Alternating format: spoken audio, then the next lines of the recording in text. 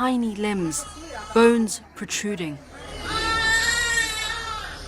The constant sound of crying from children now facing starvation in Gaza.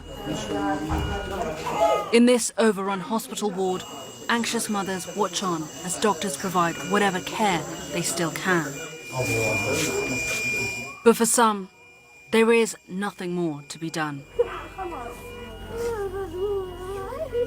3-year-old Mila, who had been suffering from acute malnutrition, now another victim of this merciless war. She was healthy. There was nothing wrong with her before, Mila's mother says. Then suddenly everything dropped. She wasn't eating anything. We had no milk, no eggs, nothing. She used to eat eggs every day before the war, but now we have nothing. Across Gaza, too many are feeling the pain of this deepening hunger crisis. Small children, emaciated and malnourished. These were little Yazan's final moments, his tiny fingers gripped in his mother's hand. He, like Mila, would not make it. Others are still just barely holding on, but there is no telling how long they will survive.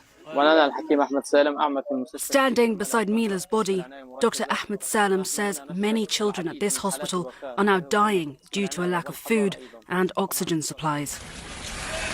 With limited aid getting in, many have grown desperate, searching for food wherever they can. 9-year-old Muhammad says he walks for about a mile every day to collect water for his family. You seem sad. Why? This journalist asks him. Because of the war, he says. It is all too much.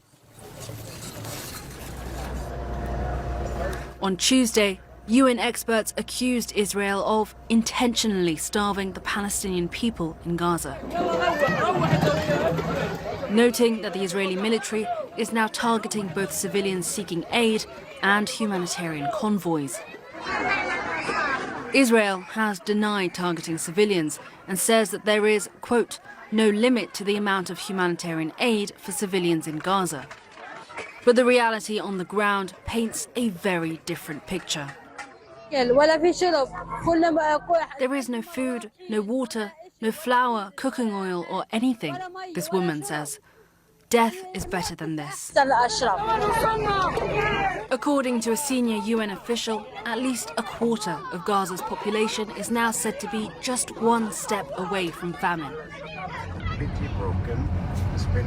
With aid agencies facing overwhelming obstacles in getting the bare minimum of supplies into Gaza.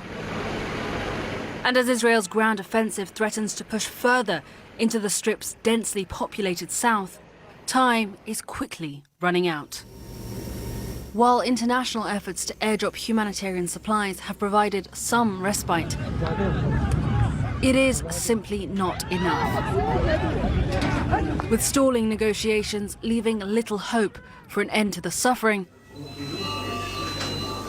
and hunger of the Palestinian people in Gaza.